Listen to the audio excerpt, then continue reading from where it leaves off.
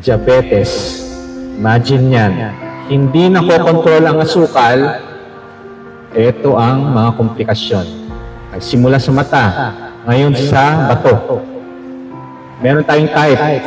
CKD 1, 2, 3A, 3B, 4, and pag 5, dinadialysis na yun.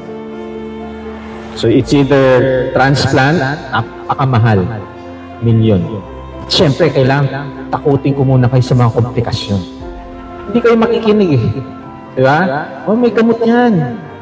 No. Kailangan alamin ninyo ang komplikasyon pag hindi nyo kinontrol ang asukal sa katawan. Magkano ba ang dialysis ngayon? 1.7 to 2, twice a week, 3 times a week. Kaya trabaho tayo ng trabaho, mapupunta din yung inipon mo doon sa dialysis.